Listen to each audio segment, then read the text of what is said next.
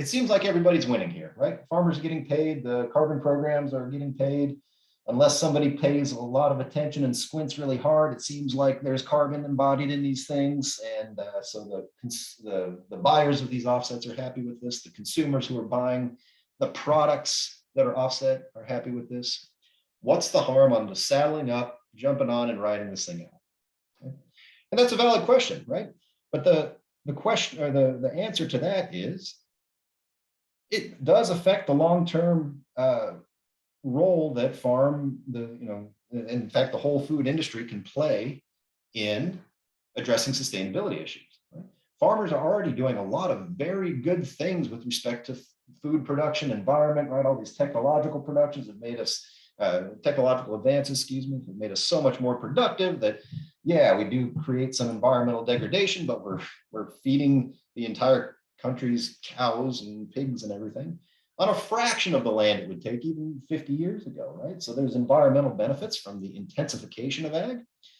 Since the 1960s, farmers as a whole have been very, very good about environmental protection through conservation practices and things of that nature. Okay? So farmers are doing a lot of good things with respect to food and the environment and so on. At the same time, rather contradictorily, I don't know if that's the right word, or if it even is a word, the relationship between consumers and these upstream firms, particularly ag, can at times be very tense, right? We see a lot of consumers who, despite all the good things that ag is doing in terms of environment, tend to decry the abuses of factory farms and whatever term they come up with for these large, intensive scale agricultural producers.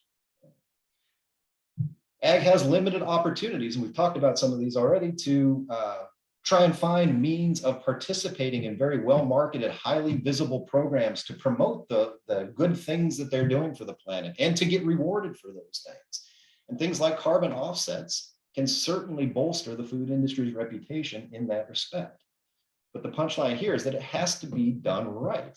We have limited opportunities to get these things like carbon offset programs implemented correctly, lest we roll into a world where people just dismiss this and think, oh, this is greenwashing. We don't need to pay attention to this. We're not willing to pay for the good stuff that farms are doing because we don't buy into this idea that they're doing it well.